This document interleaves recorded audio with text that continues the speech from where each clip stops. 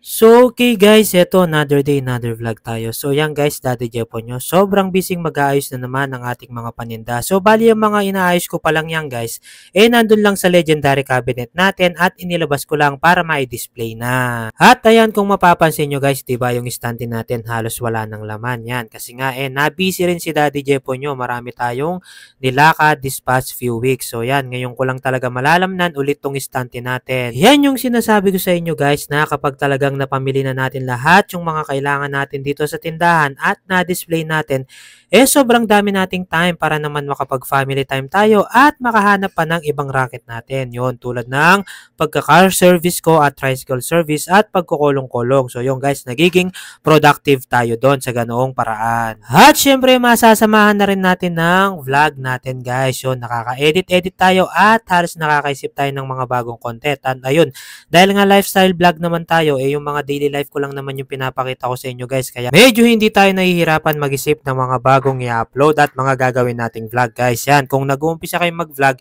yan, try nyo muna yung mga lifestyle vlog nyo guys. Yan, mga update lang sa life. At syempre, kailangan na isipin mo rin talaga yung content mo kung ano yung magpapa-interest sa mga tao para panoorin yung vlog mo. So, bali ayan guys, pansin nyo naman sa mga vlog ko, halos yung mga motivation lang naman. Yung puro kasipagan lang at syempre, pinapakita ko sa inyo paano yung pag-hard work, lalong-lalo na yan sa pag-uumpisa ng munting negosyo. Yan, Daddy Jepo nyo, talagang hard work lang tayo at pinapakita ko rin gaano kasi yung buhay namin sa simpleng bagay at matuto rin tayong makontento kung anong meron tayo at laging maging mapagpasalamat. So, yun yung pinaka-content ko guys.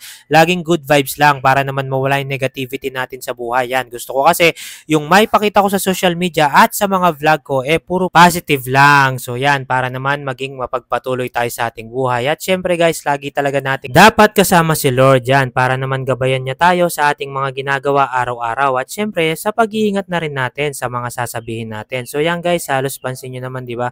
Tuloy-tuloy lang ako dito, ginawa ko talagang basic yan guys. At syempre, nagpapasalamat din ako palagi sa mga nanonood sa mga vlog ko at sa mga patuloy ko na-inspire. Yan. Basta Daddy Jepo nyo guys, kung alam nyo lang, walang ganong view ngayon, walang ganong dumaragdag sa mga follow natin.